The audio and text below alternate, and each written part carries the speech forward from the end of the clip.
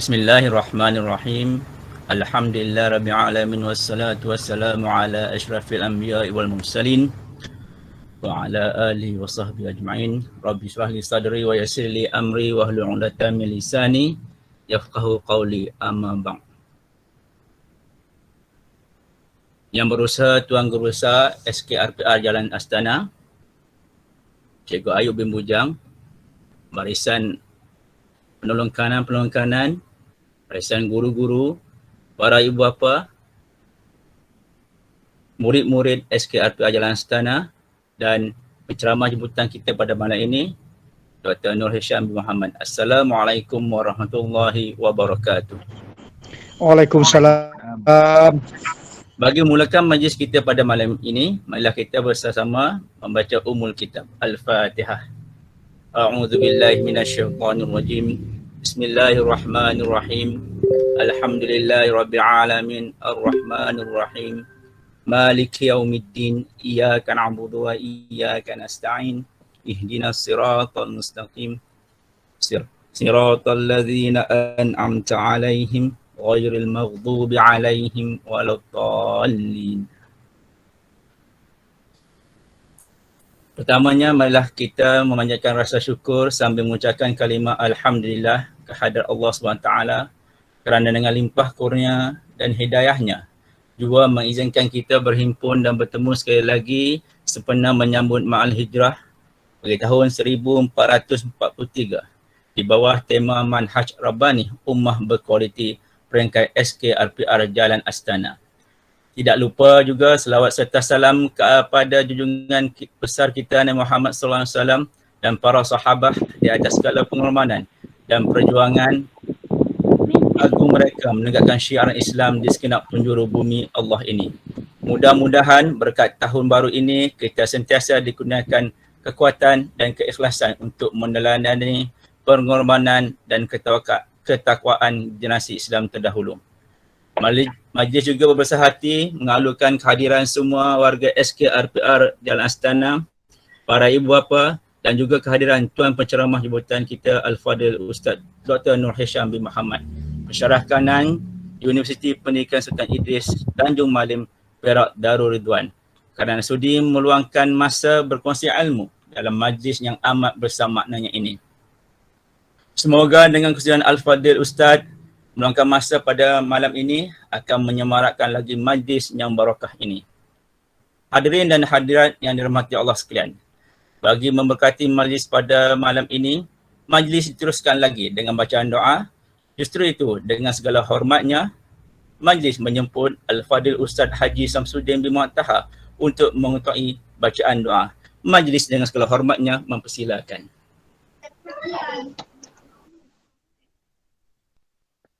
Bismillahirrahmanirrahim.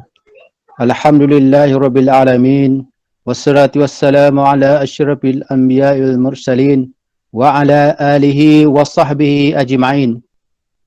Segala puji bagi Allah.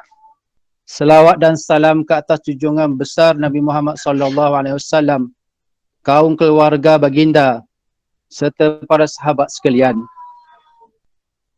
Alhamdulillah, dengan penuh khusyuk dan tawaduk, kami bersyukur di atas segala nikmat dan rahmat yang telah Engkau kurniakan, di mana dengannya dapatlah kami berkumpul pada malam ini bersama-sama meraihkan majlis sambutan Ma'al Hijrah pada tahun 1443 Hijriah, peringkat SKRPR Jalan Astana pada malam yang berbahagia ini.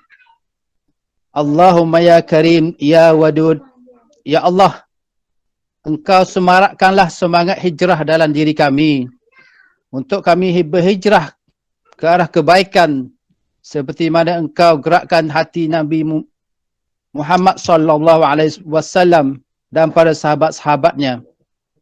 Kami yakin dan percaya bahawa dengan berhijrah sahajalah kami dapat membina kecemerlangan dan kegemilangan.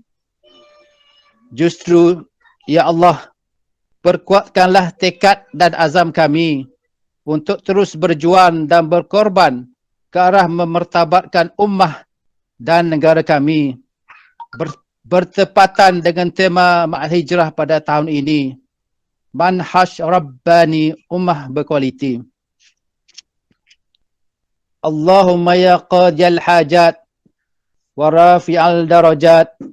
Ya Allah, hijrahkanlah hati, amalan dan fikiran kami ke arah kebaikan.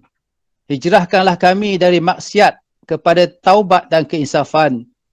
Hijrahkanlah kami dari kufur kepada bersyukur. Hijrahkanlah kami daripada jahil kepada berilmu. Dan hijrahkanlah kami daripada sifat mazmumah kepada sifat mahmudah, mengikut petunjuk dan pimpinanmu ya Allah. Allahumma do'ana innaka antas samiul alim wa tub alaina ya maulana innaka antat tawwabur rahim. Allahumma rabbana atina fid dunya hasanah wa fil akhirati hasanatan wa qina azaban nar wa qina azaban nar wa qina azaban nar. Wa sallallahu ala sayyidina Muhammadin ummiyi wa ala alihi wa sahbihi wa sallam. Walhamdulillahi rabbil alamin. Taqabbalallahu minna wa minkum.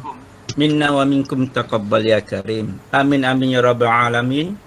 Majlis merakamkan setinggi-tinggi perhargaan dan terima kasih pada Ustaz Haji Samsudin atas bacaan doa sebentar tadi.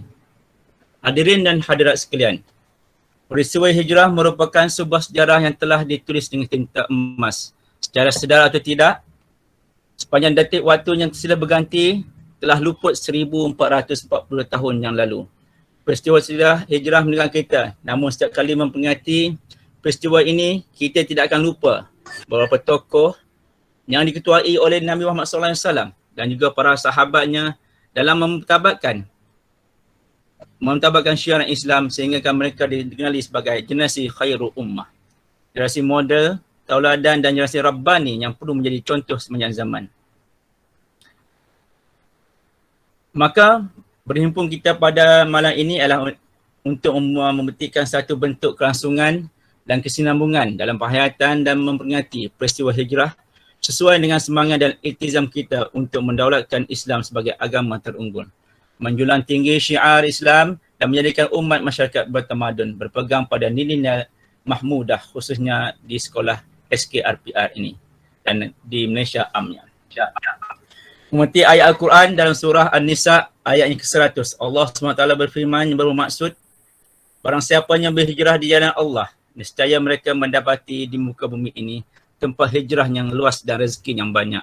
Barang siapa yang keluar dari rumahnya dengan maksud berhijrah kerana Allah dan Rasulnya, kemudian kematian menimpanya sebelum ke tempat yang dituju, maka sungguhnya telah tetap pahalanya di sisi Allah. Dan Allah jugalah Maha Pengampun lagi Maha Penyayang. Pergi ke kota membeli selasih, mencari manisan buat halwa. Berilah kata si pulang kasih, sulamkan mesra, satukan jiwa. Majlis meneruskan acara dengan ucapan yang berusaha Tuan Guru Besar SKRPR Jalan Tanah, Cikgu Ayub bin Bujang. Dengan ini majlis dengan segala hormatnya mempersilakan. Terima kasih. Acara majlis yang berusaha. Clear kan Ustaz? Boleh dengar suara Ustaz? Okey, boleh clear. Clear go. Okey, bismillahirrahmanirrahim. Alhamdulillahirabbil alamin wassalatu wassalamu ala asrafil anbiya'i wal mursalin wa ala alihi washabbihi ajmain. Yang dihormati Cikgu Radwan Benjamin, Guru Penolong Kanan Pentadbiran SKRPR Jalan Astana. Yang dirahmati Cikgu Masan Haris Malik bin Kasim, Guru Penolong Kanan Penolong Kanan Hak Dewan Murid. Yang berusaha Cikgu Salehan bin Sinosi, Guru Penolong Kanan Kurikulum. Yang dipetua PIBG Tuan Haji Yul Haizil bin Razili Bujang serta barisan Esko. Ahli jawatan kuasa sambutan, penceramah jemputan kita Al-Fadhil Ustaz Dr. Nohisham Muhammad, pensyarah kanan UPSI. Assalamualaikum Ustaz. Ibu bapa, para guru, anak didik tersayang serta semua yang hadir pada majlis kita pada malam ini. Assalamualaikum warahmatullahi taala wabarakatuh. Saudara dan saudari yang saya kasih sekalian, alhamdulillah setinggi-tinggi kesyukuran dipanjatkan kehadap Allah Subhanahu wa taala. Kerana dengan limpah kurnia dan izinnya jua kita dapat meraihkan majlis sambutan Ma'al Hijrah dalam norma baharu yang bertemakan Manhaj Rabbani Ummah Berkualiti pada malam yang berbahagia ini. Saya berdoa kepada Allah Subhanahu Wa Taala, mudah-mudahan sambutan ini sedikit sebanyak dapat terus dihayati dan disemarakkan oleh seluruh warga SKAPA Jalan Astana, walaupun kita semua masih berjuang untuk menamatkan pandemik COVID-19 ini. Pada malam ini adalah cerminan iktizam kita agar syiar Islam terus terpelihara dan dimartabatkan sejajar dengan kedudukannya sebagai agama yang dijunjung tinggi. Saya menyeru kepada diri saya dan saudara-saudari sekalian, marilah bersama-sama kita menjiwai peristiwa hijrah yang bukan sekadar mengenang perpindahan Nabi Muhammad SAW secara fizikal dengan meninggalkan harta dan kediaman semata-mata.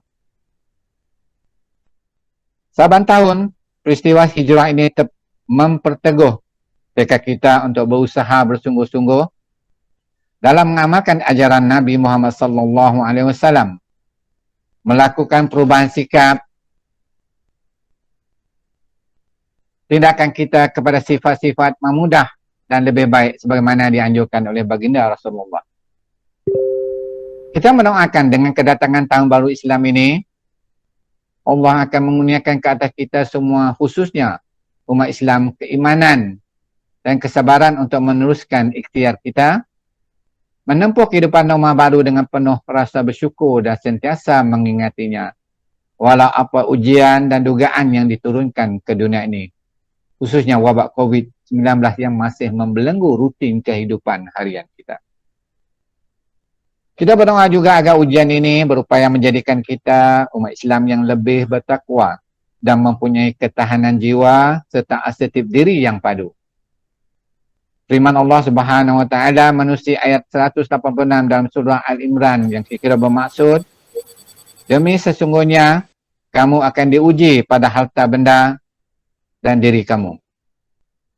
Dan demi sesungguhnya kamu akan mendengar dari orang-orang yang telah diberikan kitab dahulu daripada kamu dan orang-orang musyrik banyak tuduhan dan cacian yang menyakitkan hati. Dalam pada itu, jika kamu bersabar dan bertakwa, maka sesungguhnya yang demikian itu adalah dari perkara yang dikehendaki diambil berat untuk melakukannya. Saudara dan saudari yang saya kasihi, kita berharap agar kita bersama-sama menghayati tema sambutan pada tahun ini. Marilah kita memperbetulkan niat, tekad dan usaha kita untuk memperbaiki diri dan amalan dalam kehidupan seharian. Ia bersesuaian dengan semangat hijrah dan mencapai hasrat ummah berkualiti yang menjadi matlamat kita semua, insyaAllah. Mengakhiri bicara ini, saya mengucapkan selamat menyambut tahun baru hijrah kepada seluruh warga RPR, juga setinggi-tinggi tahniah dan penghargaan kepada semua pihak yang terlibat dalam menjayakan sambutan majlis Ma'al Hijrah peringkat sekolah kebangsaan RPR Jalan Astana tahun 1443 Hijri bersamaan 2021 Masih. Akhir kata, semoga Ma'al Hijrah 1443 Jalan ini akan memperteguhkan tekad ilzam kita dan seterusnya akan menjadikan kita sebagai umat Islam yang digeruni di seluruh dunia, cemerlang dan juga diberkati oleh Allah di dunia dan akhirat insyaAllah. Terima kasih kepada jawatan kuasa penganjur dan penghargaan tak terhingga juga kepada Al-Fadhil Ustaz Dr. Nur Hisham Muhammad Kanasudi bersama kita pada malam ini. Semoga usahamu ini akan mendapat keredaan Allah Subhanahu Wa Taala dan ganjaran yang timpa daripadanya. Amin. Sekian, wabillahi taufiq wa hidayah. Assalamualaikum warahmatullahi taala wabarakatuh. Jazakallah khairan katsira kepada ayahanda Tuan Besar atas amanat yang telah disampaikan. Seterusnya, para hadirin dan hadirat sekalian, sebelum kita mendengar ceramah oleh tuan penceramah kita, izinkan saya terlebih dahulu membaca sebuah sedikit pengenalan biodata tentang penceramah jemputan kita pada kali ini. Tuan penceramah jemputan kita pada malam ini ialah Al-Fadil Ustaz Nur Hisham bin Muhammad, ataupun lebih dikenali sebagai Dr. Nur Hisham bin Muhammad, Pensyarah Kanan Jabatan Pengajian Islam, Fakulti Sains Kemanusiaan, Universiti Pendidikan Sultan Idris. Berasal pada Kota Baru, Kelantan dan memiliki ijazah sarjana muda Syariah Islamiah Al-Azhar, ijazah pendidikan Islam daripada Universiti Malaya dan mengambil Dr. Falsafah dalam bidang pendidikan Islam di Universiti Pendidikan Sultan Idris. Beliau juga pernah berkhidmat di Sarawak Darul Hana ini. Dan sebelum itu, beliau menjadi guru agama di Sekolah Yayasan Islam Kelantan daripada tahun 2000 hingga 2006. Seterusnya, sebagai pegawai pemerhatian pendidikan Islam dan Bahasa Arab di Sekolah Menengah Teknik Kuching Vocational Kuching daripada 2006 hingga 2017. Seterusnya, beliau mengorak langkah lagi menjadi pensyarah kanan semenjak daripada 2017 sehinggalah sekarang. Hadirin dan hadirat dikasihi sekalian, tanpa melengahkan masa, majlis diteruskan dengan ceramah oleh penceramah jemputan kita. Oleh itu, marilah kita sama-sama membincangkan sebentar mata, telinga dan hati kita agar ilmu yang bakal disampaikan kita hayati dan manfaat bersama. Sehubungan itu, majlis dengan penuh takzim mempersilakan Yang Dihormati Al-Fadil Ustaz Dr. Nur Hisham bin Muhammad untuk menyampaikan ceramah beliau yang bertajuk Norma Baharu Pendidikan, Hijrah, Guru, Ibu Bapa dan Pelajar. Dengan ini, dengan segala hormatnya, dipersilakan. Assalamualaikum warahmatullahi taala wabarakatuh. Terima kasih kepada Ustaz Kursi Majlis, Ustaz Zahdun Rahman. Alhamdulillahirabbil alamin, wassalatu wassalamu ala asyrafil anbiya'i wal mursalin wa ala alihi wa ashabihi ajma'in. Rabbi shrah li sadri wa yassir li amri wahlul 'uqdatam min lisani yafqahu qawli, amma ba'du.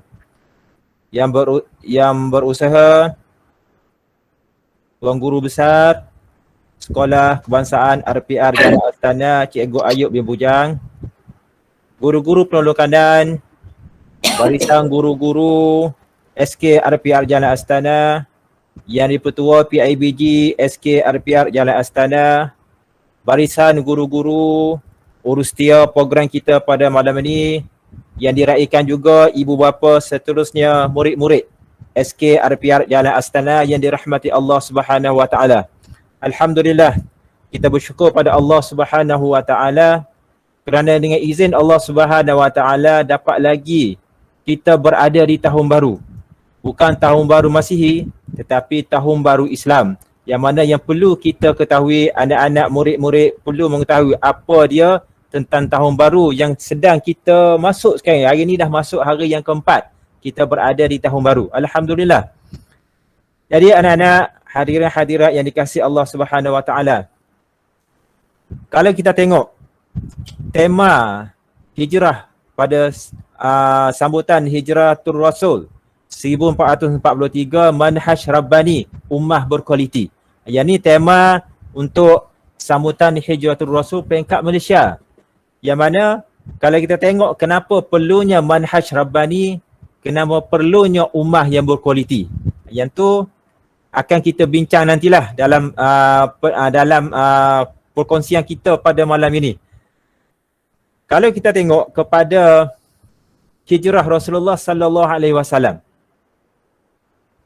yang mana kalau kita tengok hijrah Rasulullah sallallahu alaihi wasallam, Rasulullah ni berhijrah daripada mana ke mana? Mungkin murid-murid dah tahulah bagaimana berlakunya hijrah Rasulullah sallallahu alaihi wasallam. daripada mana ke mana. Cuma malam ni kami mau ulang balik apa yang diceritakan oleh ustaz-ustazah ketika anak-anak berada di sekolah sebelum daripada kita berada di norma baru dalam bidang pendidikan. Yang sekarang ni kita berada di norma baru pendidikan. Apa yang anak-anak belajar, apa yang anak-anak hadapi dan ibu bapa semua hadapi, guru-guru hadapi, ini yang dinamakan sebagai norma baru dalam pendidikan. Jadi bagaimana kita nak menghadapi norma baru dalam pendidikan?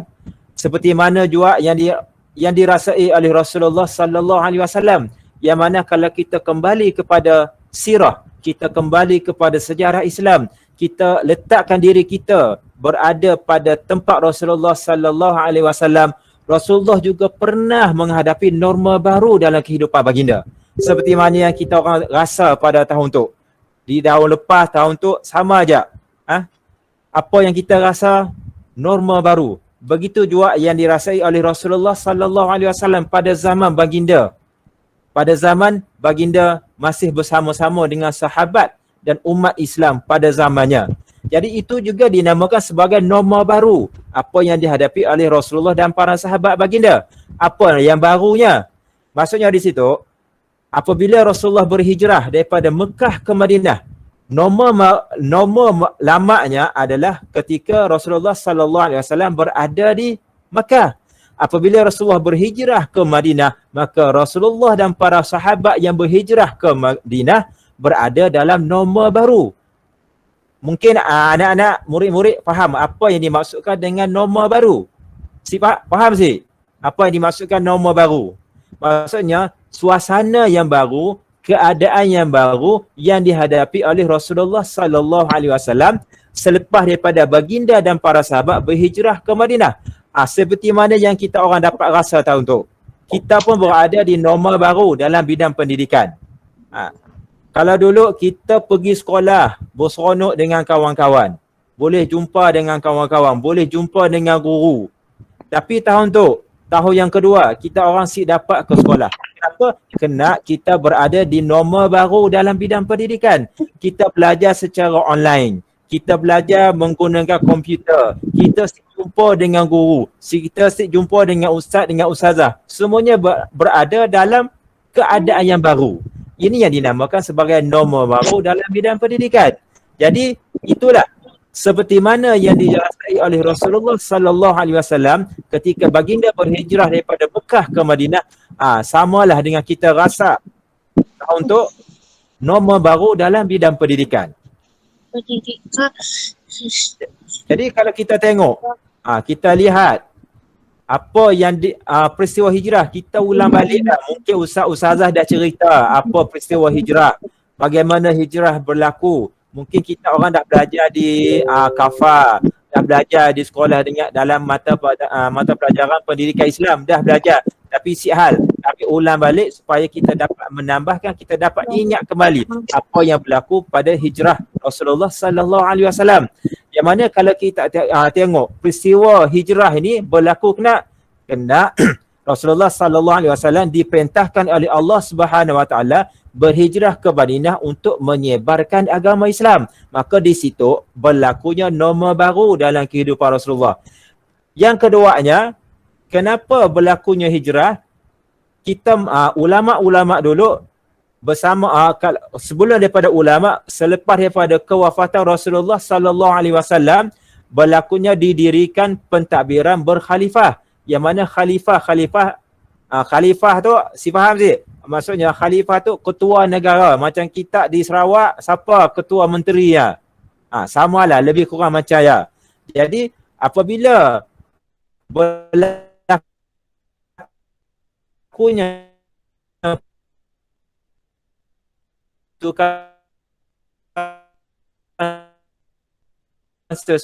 tulis surat rasmi, mesti ada tarikh sih. Ada sih. Ada kan? Jadi kenapa? Kena apabila nak mentadbir negara perlu ada tarikh untuk disampaikan kepada masyarakat, untuk disampaikan kepada rakyatnya. Maka di situlah bermulanya perkiraan tahun hijrah. 1 Muharram, bulan Muharram kalau kita tengok kepada bulan Masihi dinamakan sebagai Januari. Maka dalam Islam ia dinamakan sebagai Muharram. Itu tahun yang pertama perkiraan tahun Islam. Sebab tu kita pernah dengar satu nasyid yang dulu-dulu lah pernah dengar. 1 Muharram detik permulaan perkiraan tahun Islam Hijrah. Maksudnya di situ berlakunya penetapan bagaimana para sahabat Rasulullah selepas kewafatan Rasulullah memulakan tahun Hijrah sebagai perkiraan. Kalau kita sekarang tu tahun Masihi, Januari, Februari, Mac sehinggalah kepada Disember. Manakala dalam bulan Islam kita mula dengan Muharram dan berakhir dengan Zulhijjah, berakhir dengan hari raya haji Zulhijjah. Maka di situ Muharram tu adalah bulan yang pertama, Zulhijjahnya adalah bulan yang ke-12. Itu perjalanan peristiwa yang berlaku pada zaman Rasulullah dan para sahabat selepas daripada kewafatan Rasulullah sallallahu alaihi wasallam. Yang ketiganya peristiwa besar Islam. Kena dalam hijrah tu adanya peristiwa besar yang menyebabkan kita semua sampai Islam. Itu asasnya apa yang kita dapat ambil manfaat daripada peristiwa hijrah. Dan akhirnya yang keempatnya, tidak ada hijrah seperti mana hijrah Rasulullah sallallahu alaihi wasallam. Daripada perpindahan daripada Mekah ke Madinah ada lagi. Tapi yang adanya hijrah kita yang sekarang tu adalah hijrah dari segi fizikal kita, dari segi mental kita, dari segi spiritual kita. Hijrah daripada yang buruk kepada yang baik, daripada perangai yang jahat kepada perangai yang baik. Itu hijrah yang berlaku dalam konteks dalam zaman kita gitu. Okey, seterusnya kalau kita lihat hadis Rasulullah sallallahu alaihi wasallam, dia nak menceritakan bahawa tidak ada lagi hijrah yang berlaku seperti mana hijrah Rasulullah sallallahu alaihi wasallam. Yang mana hadis yang disabdakan oleh Rasulullah sallallahu alaihi wasallam, la hijrata ba'dal fathi walakin jihadun wa niyyatun wa idza stanfartum fanfiru. Maksudnya, tiada lagi hijrah selepas pembukaan kota Mekah. Tetapi yang masih ada ialah jihad dan niat. Apabila kamu diminta untuk berjihad, maka lakukanlah. Itulah yang diperintahkan, yang disuruh oleh Rasulullah sallallahu alaihi wasallam kepada kita orang semua. Mungkin anak-anak murid-murid dapat memahami dapat memahami apa yang kami perkatakan, insya-Allah. Boleh faham sih? Siapa namanya? Diana, faham sih? Faham, alhamdulillah. Azrul pun Madah faham. Alhamdulillah faham. Okey. Kita sambung. Kita sambung lagi.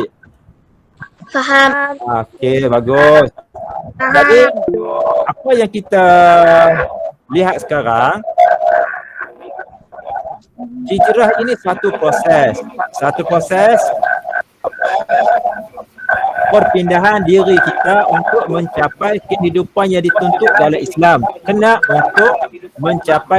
untuk mencapai keredaan Allah Subhanahu wa taala. Sebagaimana firman Allah Subhanahu wa taala, innal ladzina amanu wal ladzina hajaru wajahadu fi sabilillah ulaika yarjuna rahmatallah wallahu ghafurur rahim. Surah Al-Baqarah ayat 218. Maksudnya, sesungguhnya orang-orang yang beriman, orang-orang yang berhijrah dan berjuang pada jalan Allah untuk menegakkan agama Islam, mereka itulah orang-orang yang mengharapkan rahmat Allah. Dan ingatlah, Allah Maha Pengampun lagi Maha Mengasihani. Okey, itu apa yang dimaksudkan dengan hijrah. Kenapa kita perlu berhijrah sekarang tu? Berubah daripada yang si baik kepada yang lebih baik, berubah daripada malas kepada rajin. Kenapa? Untuk mendapat rahmat Allah Subhanahu wa taala. Jadi bagaimana kita nak menjadi seorang yang berkualiti, murid yang berkualiti dengan semangat hijrah yang berlaku dalam norma baru pendidikan. Pada tahun tu Sik sempat bertemu dengan Ustaz Haris. Sik sempat sebab apa? Bertemu dalam alam maya aja, kan?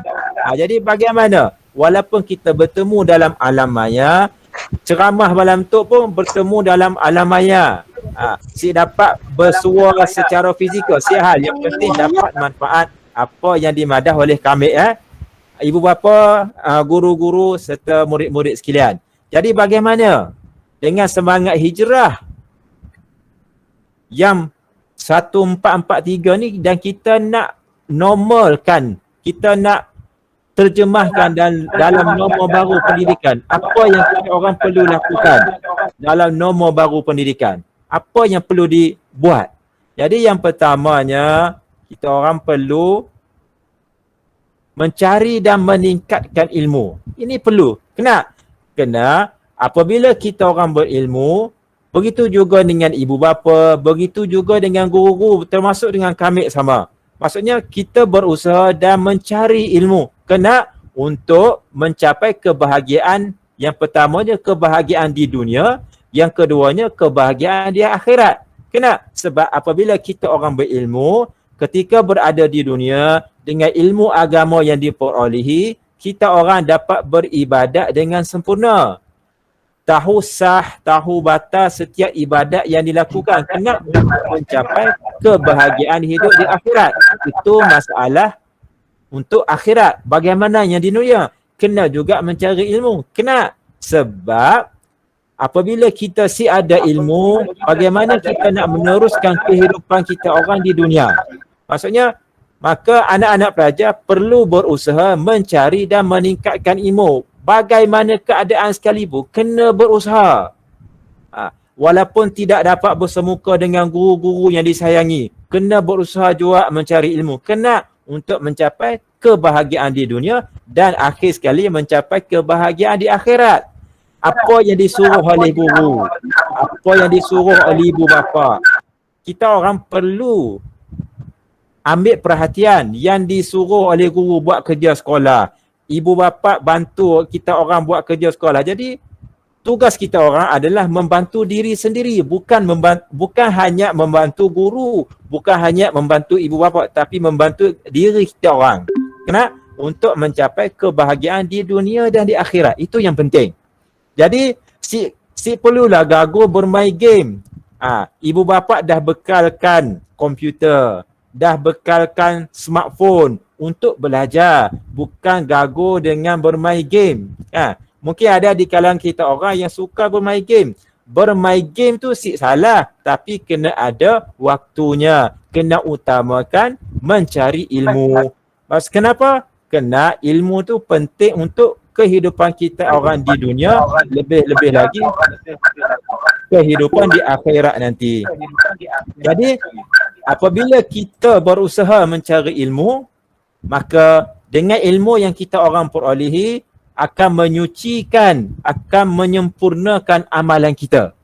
Apabila kita berilmu, kita orang tahu perkara yang baik, kita orang tahu perkara yang buruk, kita orang tahu dosa, kita orang tahu pahala, maka dengan ilmu tersebut dia dapat menyucikan amalan kita orang, dia dapat menyucikan diri kita daripada perbuatan yang keji. Kena sebab apabila Ustaz Haris madah, si boleh buat begitu, kena itu adalah perbuatan yang keji. Ilmu yang disampaikan oleh Ustaz Haris, ilmu yang disampaikan oleh Ustaz Samsudin, maka kita orang akan buat, maka dapat pahala. Kena sebab mengelak daripada perbuatan keji, yang keduanya mengelak daripada perbuatan dosa. Jadi begitu jugalah sebagai kita orang dewasa, guru-guru dan ibu bapa, maksudnya kita sama-samalah berusaha bersama dengan anak-anak kita untuk menyucikan diri kita daripada perbuatan-perbuatan keji, perbuatan-perbuatan dosa. Mungkin di sana sebagai kita orang dewasa tu, mungkin lebih banyak lagi dosa berbanding dengan anak-anak kita, sebab umur kita pun dah lebih kan. Anak-anak kita masih baru. Jadi inilah maksudnya ibu bapa dan guru, termasuklah diri kami sendiri, kenalah berusaha mencari ilmu. Sebab apa? Sebab ilmu ni luas. Ilmu ni semakin kita belajar, semakin kita cari, semakin kita tidak mengetahui. Itulah nikmatnya dalam kita mencari ilmu. Sebab tu kalau di kalangan kita tidak berusaha mencari ilmu, cukup dengan apa yang dah ada, maka dia akan rasa seronok dengan macam tu. Yang tu maksudnya kita kena berusaha lah. Bersama-sama berusaha untuk mencari ilmu, kerana ilmu ni luas. Sebagaimana yang diibaratkan oleh ulama tentang Imam Syafi'i. Imam Syafi'i ni dia wafat meninggal di negara Mesir. Yang mana ulama-ulama mengibaratkan ada tokoh-tokoh yang memberitahu kami pun pernah tengok lah, mungkin Ustaz Haris pun sama, yang mana di Masjid Imam Syafi'i di satu tempat di negara Mesir, masjidnya ada simbolik sebuah perahu di atas kubah masjid. Perahu tersebut seolah-olah Imam Syafi'i yang berada di yang luas tu adalah ilmu. Maksudnya kalau kita orang nak banding, ilmu itu seluas lautan, yang mana kita ni berada di titik hitam yang kecil dalam lautan ilmu. Nak bagi tahu betapa luasnya ilmu yang kita perlu gali, yang kita perlu turakai untuk menyempurnakan diri kita, untuk mengelak, untuk menyucikan diri kita dengan amalan-amalan yang baik dan mengelak daripada perbuatan keji ataupun perbuatan dosa. Seterusnya, maka sebab itulah kita kena melengkapkan diri dengan ilmu. Apabila kita berilmu, maka kita dapat memperbaiki kualiti ibadat kita, sama ada ibadat khusus ataupun ibadat umum. Begitu juga dengan anak-anak. Apabila kita berilmu, kita dapat membaiki kualiti ibadat. Apa dia? Maksudnya daripada tidak tahu solat, kita tahu solat. Daripada kita pandai puasa, kita dah pandai puasa. Kalau awal dulu mungkin yang tahun 1 puasa separuh hari. Apabila kita dah mula belajar, maka kita akan puasa sepenuhnya. Begitu juga dengan solat. Apabila kita dah belajar solat, maka kita dapat memperbaiki kualiti solat kita dengan lebih baik. Hafal surah-surah yang perlu dibaca dalam solat dan sebagainya. Kerana amalan yang kita lakukan berlandaskan ilmu dan selaras dengan amalan Rasulullah sallallahu alaihi wasallam, maka Allah akan terima. Allah akan terima amalan kita. Tidak ada perkara yang menggembirakan kita semua apabila kita mati nanti. Kita mati nanti, amalan yang kita lakukan di dunia ini diterima oleh Allah Subhanahu wa taala. Okey, habis di situ. Itu perkara pertama yang kita perlu lakukan dalam hijrah ni. Dalam hijrah, dalam norma baru pendidikan. Walaupun nama saja norma baru pendidikan, walaupun kita orang belajar secara alam maya, tuntutan menuntut ilmu tu sama penting. Ketika kita berhadapan dengan guru-guru di alam fizikal, bersemuka dengan guru-guru. Walaupun dengan alam maya, kita kena juga berusaha mencari ilmu. Walaupun dengan norma baru pendidikan, si dapat berjumpa dengan kawan-kawan secara fizikal, si dapat berlari di padang. Seperti yang awal tadi kita tengok video hari sukan dan sebagainya. Si dapat, si hal. Yang penting kita berusaha mencari ilmu dengan disesuaikan dengan norma baru. Yang mana kita kena hadapi perkara ni. Kalau kita tidak dapat belajar dengan baik, maka kita tidak berilmu. Apabila kita tidak berilmu, kita akan jadi orang yang sik pandai. Jadi, bagaimana kita nak meneruskan kehidupan kita?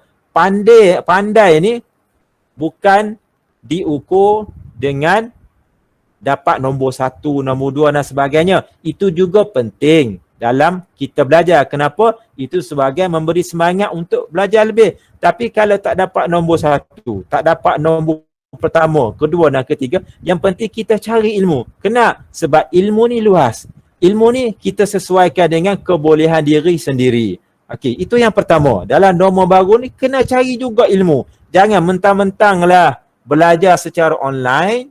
Norma baru pendidikan secara online, ketika belajar tutup video. Ustaz, ustazah, cikgu tak nampak kita orang buat apa. Ketika belajar, tidur ke, baring ke, main game ke, cikgu tengok dalam Google Meet ada nama kita orang, tapi kita orang buat hal lain. Jadi tidak sesuai dalam kita mencari ilmu. Kena belajar dengan betul-betul. Itulah norma baru yang perlu kita hadapi. Itulah norma baru yang perlu kita hadapi. Dan insya-Allah lah kita berdoa bersama-sama, semoga Allah Subhanahu Wa Taala dengan semangat hijrah yang baru berlaku, tahun baru yang kita hadapi 1443 ni, kita berdoalah kepada Allah Subhanahu Wa Taala, semoga Allah Subhanahu Wa Taala mengangkat, hapuskan dari Allah Subhanahu Wa Taala, dan kita dapat bertemu dengan rakan-rakan, kita dapat bertemu dengan guru-guru untuk belajar dengan lebih bersemangat apabila dibenarkan nanti. Mungkin bila-bila masa saja, si hal. Okey, yang keduanya, dalam norma baru, apa yang perlu kita lakukan? Okey, apa yang kita perlu lakukan dalam norma baru pendidikan? Sebagaimana yang kita ambil iktibar, kita ambil pengajaran daripada hijrah Rasulullah sallallahu alaihi wasallam. Okey, apa yang Rasulullah buat sebelum Rasulullah berhijrah? Rasulullah nak hijrah daripada Mekah ke Madinah ni, Rasulullah turun macam tu je ke? Masa nak pergi Madinah dia tu pergi terus pergi ke Madinah. Sian. Maksudnya Rasulullah menyusun atur adanya sebab, adanya usaha untuk berjaya dalam hijrah ke Madinah. Begitu juga dengan kita orang. Apabila kita nak mencari ilmu, apabila kita nak ilmu, kita nak berjaya. Maka bagaimana kita nak berjaya? Iaitu kita menyusun jadual, kita berusaha untuk berjaya dalam mendapatkan ilmu. Bagaimana? Apa yang kita tengok Rasulullah sallallahu alaihi wasallam dia buat macam mana? Ketika Rasulullah nak berhijrah, macam mana dia susun? Pertamanya dia buat pemilihan waktu untuk berangkat. Rasulullah berangkat daripada Mekah ke Madinah pada waktu malam. Jadi Rasulullah pilih waktu yang sesuai. Begitu juga dengan anak-anak pelajar, murid-murid. Apabila nak belajar, perlu kita pilih waktu yang sesuai dengan diri kita. Okey, maksud situ bukan kata kelas sebelah pagi rasa sesuai lah, maka si masuk kelas cikgu mengajar. Kena. Sebab waktu sesuai dengan kami. Bukan. Maksudnya, apabila kita dah ditentukan jadual oleh guru, maka kita akan ikut jadual yang diberikan oleh guru. Apabila tamat waktu persekolahan, waktu kita orang nak ulang kaji pelajaran, maka di situlah maksudnya kita melakukan pemilihan waktu untuk belajar. Kena kita cari waktu yang sesuai untuk kita belajar. Begitu jugalah dengan ibu bapa, guru-guru, maksudnya kita memilih waktu yang sesuai dengan keadaan kita. Yang keduanya, peranan dalam menyusun untuk berjaya ni, peranan ahli keluarga. Kalau kita tengok apa yang telah berlaku pada zaman Rasulullah sallallahu alaihi wasallam berhijrah. Ahli keluarga membantu hijrah Rasulullah sallallahu alaihi wasallam. Antaranya Saidina Ali membantu Rasulullah sallallahu alaihi wasallam dengan menukar tempat tidur. Saidina Ali tukar tempat tidur dengan Rasulullah. Lepas tu keluarga Abu Bakar As-Siddiq membantu Rasulullah dan Saidina Abu Bakar ketika bersembunyi di Gua Thur dengan menghantar makanan. Maksudnya di sini inilah yang dinamakan sebagai peranan keluarga. Jadi dalam norma baru pendidikan yang kita hadapi pada tahun ini, ibu bapa juga berperanan membantu anak-anak. Anak-anak juga perlu meminta bantuan dengan ibu bapa. Kena, sebab adanya di situ tolong-menolong antara ahli keluarga. Kenapa? Sebab pertolongan daripada ahli keluarga ni juga adalah penting. Yang ketiganya, pemilihan laluan yang baru ke Yathrib dan Madinah. Okey. Jadi kalau kita hari ini, bagaimana kita nak belajar, apa perkara baru yang kita boleh buat? Mungkin perkara baru dalam norma pendidikan yang kita hadapi ni, sama ada menggunakan Google Meet, sama ada menggunakan komputer, sama ada menggunakan smartphone. Itu yang dinamakan sebagai perkara baru. Perkara baru, kita baru guna. Kalau sebelum ni, kita tak dapat guna smartphone untuk belajar. Sebab apa? Sebab kita orang pergi ke sekolah bersemuka. Jadi apabila belajar di rumah, kita pilih satu medium, satu alat baru yang boleh kita gunakan untuk mendapatkan ilmu. Yang pertama tadi, bagaimana? Untuk mendapatkan ilmu. Okey. Dan yang keempatnya, pelantikan pakar laluan padang pasir. Ini yang dilakukan oleh Rasulullah. Jadi kita orang sebagai murid-murid, siapa pakar dalam bidang? Maksudnya guru-guru yang mengajar anda semua itu yang dinamakan sebagai pakar dalam bidang. Maka dengarlah, belajarlah dengan pakar bidang iaitu guru-guru, ustaz-ustazah yang berada di sekolah. Walaupun belajar secara maya, perlu juga rujuk kepada guru-guru. Kenapa? Sebab untuk lebih memahami. Dan dari segi rujuk pada guru ni, tak kira lah. Mungkin guru ada inisiatif sendiri, ada cara sendiri untuk menyampaikan ilmu kepada anak didik, kepada murid-murid. Jadi murid-murid kena bersedia. Sebab untuk menjadi seorang yang berjaya, dia kena menyusun, dia kena mengatur dan dia kena berusaha sedaya yang mungkin untuk mencapai kejayaan, untuk mendapatkan ilmu. Yang mana ilmu ini adalah penting dalam kehidupan kita semua. Seterusnya, yang ketiga, keutamaan persahabatan dan inayah daripada Allah Subhanahu Wa Taala. Kena di sini nak menunjukkan kepada kita dalam norma baru pendidikan, kita juga perlu mencari sahabat, perlu mencari rakan. Walaupun si dapat secara bersemuka, di alam maya pun boleh bersahabat, boleh mencari rakan. Jadi bagaimana kita nak mencari rakan? Yang pertamanya, sebagaimana yang telah diajar oleh Rasulullah sallallahu alaihi wasallam, hendaklah kita bersahabat dengan orang yang bertakwa, dengan orang yang beriman. Maksudnya, hendaklah kita bersahabat, kita berkawan dengan kawan-kawan yang baik.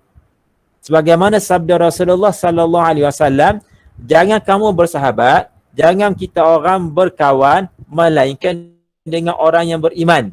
Dan jangan berikan makan kecuali kepada orang yang bertakwa. Maksudnya, kita hendaklah berkawan dengan orang yang baik.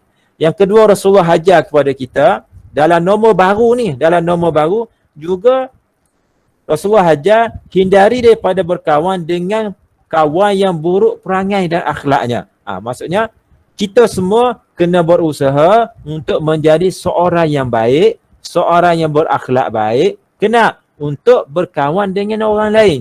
Sebab sabda Rasulullah sallallahu alaihi wasallam, seseorang itu berada atas cara hidup kawannya. Maka perhatikanlah setiap seorang daripada kamu, siapakah yang didampinginya. Maksudnya, apabila kita berkawan dengan orang yang baik, maka mungkin perangai kawan kita akan ikutnya. Contoh, kalau kita orang berkawan, bersahabat dengan orang yang suka main game. Maksudnya main game sehingga lupa kepada pelajaran, sehingga lupa kepada masuk kelas untuk belajar dengan guru-guru yang sentiasa bersedia untuk mengajar. Sebab tersilap memilih kawan. Maksudnya di sini, pentingnya kita memilih kawan.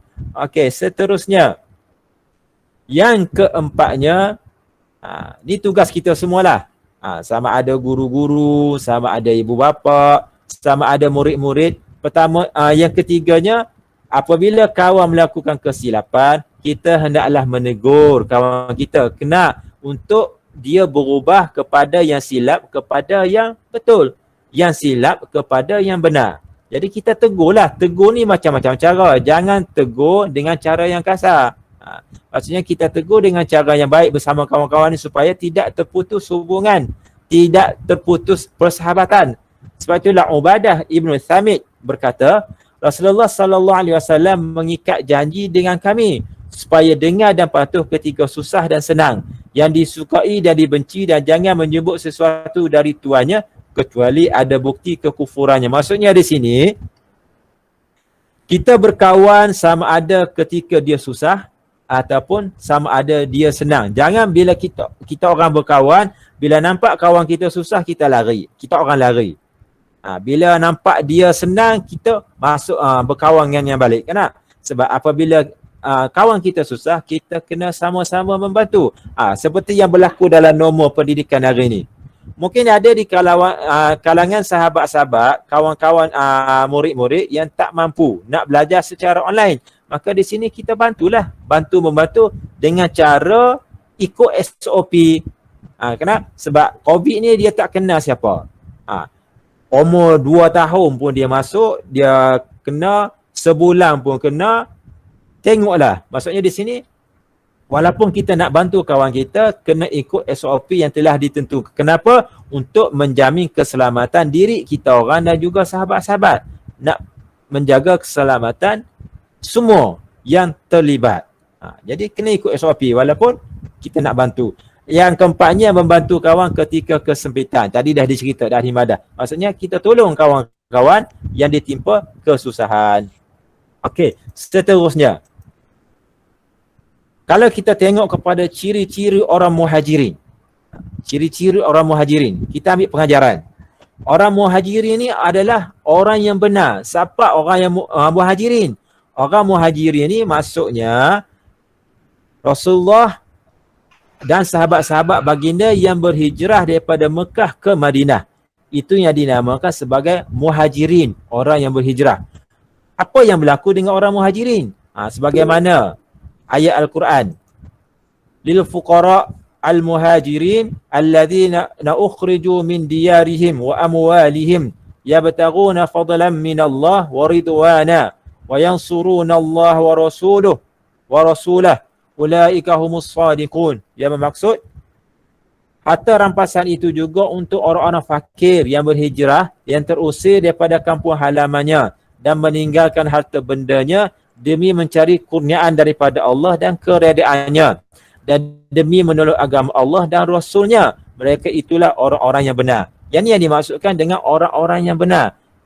Kita nak ambil pengajaran daripada sini, orang muhajirin ni, golongan muhajirin ni adalah orang yang benar. Kenapa? Kerana dia mengikut apa yang diperintahkan oleh Rasulullah sallallahu alaihi wasallam. Dia membenarkan apa yang Rasulullah perintahkan kepadanya. Rasulullah kata, hijrah. Hijrah ni maksudnya dia tinggalkan halaman, kampung halamannya di Mekah menuju ke Madinah. Dia ikut apa yang diperintahkan oleh Allah, dia ikut apa yang disabdakan oleh Rasulullah sallallahu alaihi wasallam, dia ikut. Maksudnya ini adalah ciri-ciri orang yang benar. Maksudnya apabila kita berada di pihak yang benar, hendaklah kita yakin. Kerana dengan keyakinan kita, dengan apa yang kita benarkan itu akan membantu meneruskan perjuangan Islam. Akan membantu kita orang dalam meneruskan peluang mencari ilmu. Maka apa yang disuruh oleh guru, hendaklah kita orang ikut. Apa yang dilarang oleh guru, hendaklah diikut supaya jangan buat. Begitu juga kita orang perlu membenarkan apa yang dilarang oleh ibu bapa di rumah. Contohnya mungkin mak, ayah, daddy kau, mami larang. Jangan main game. Jangan main. Kenapa? Kita kena membenarkan apa yang dinasihatkan oleh ibu bapa.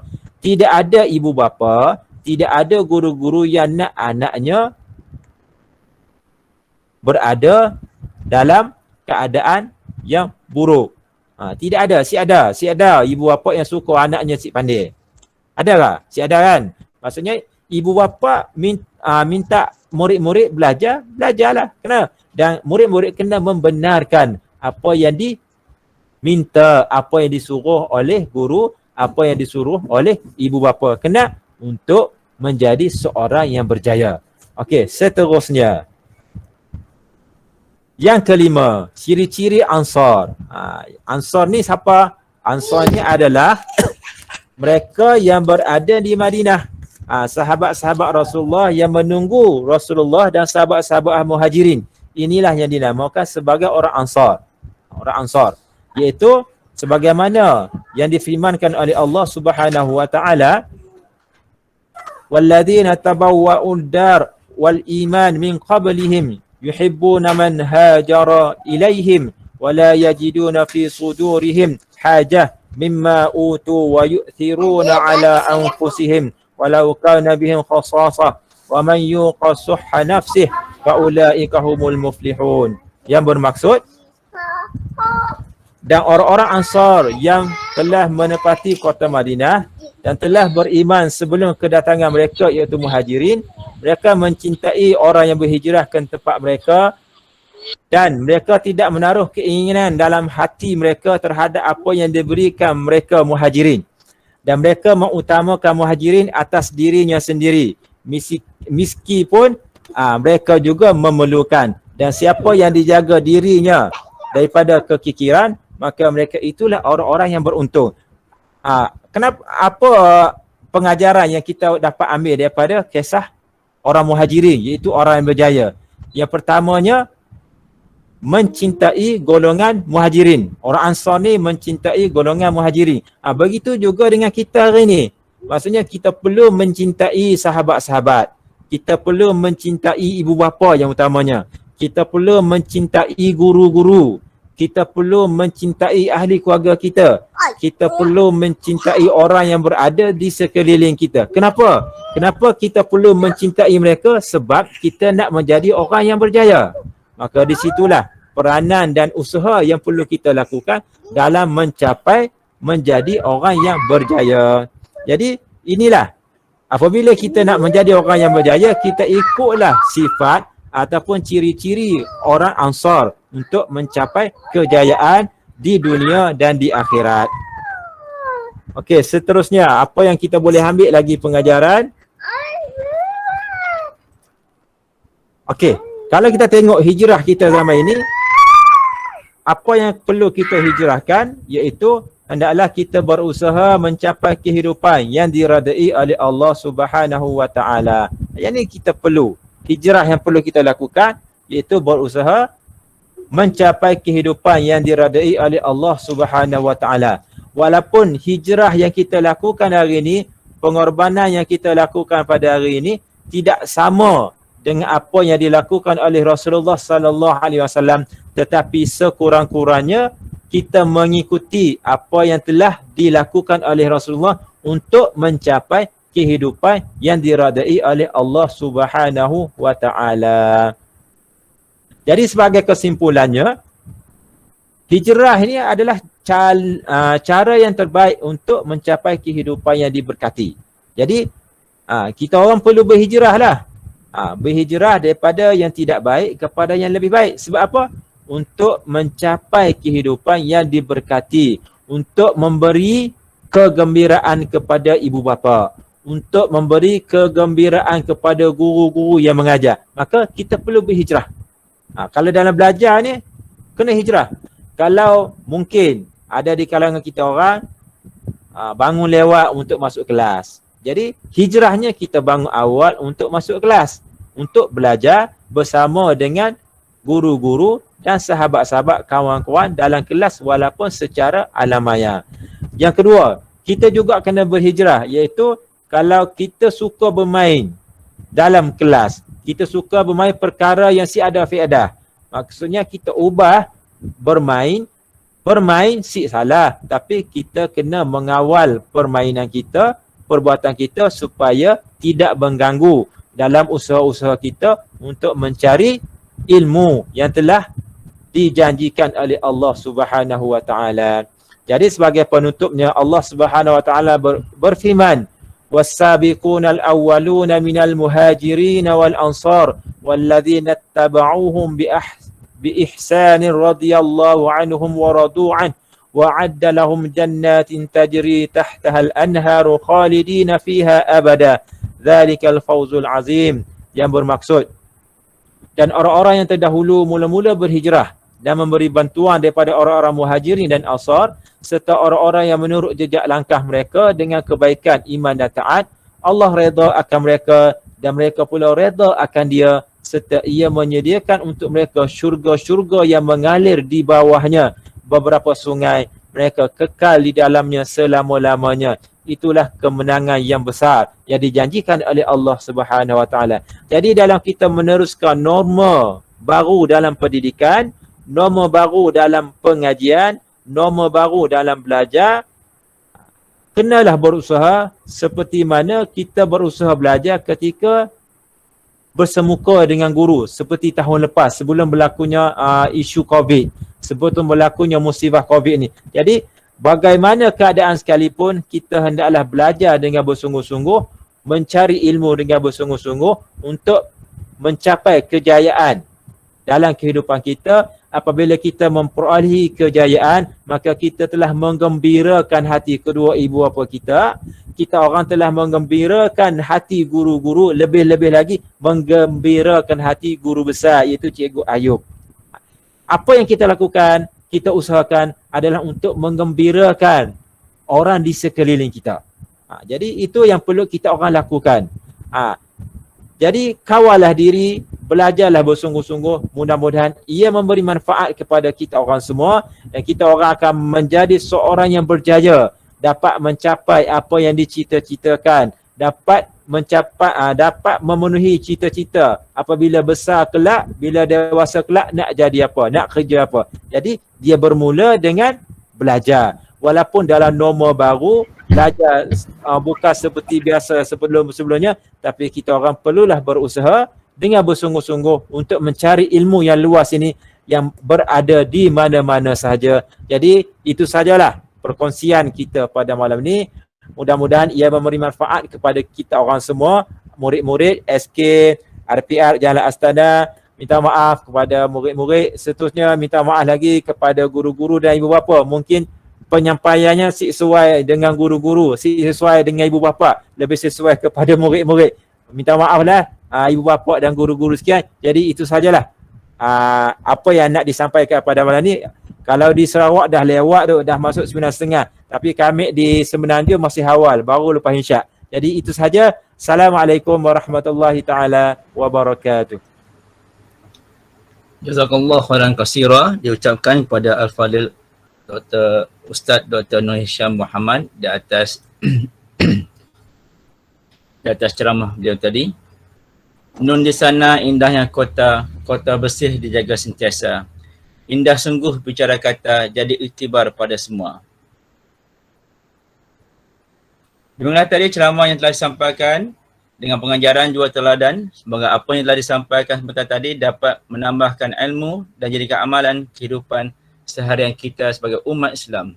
Majlis merakamkan jutaan terima kasih kepada Al-Ustaz Dr. Nur Hisham Muhammad.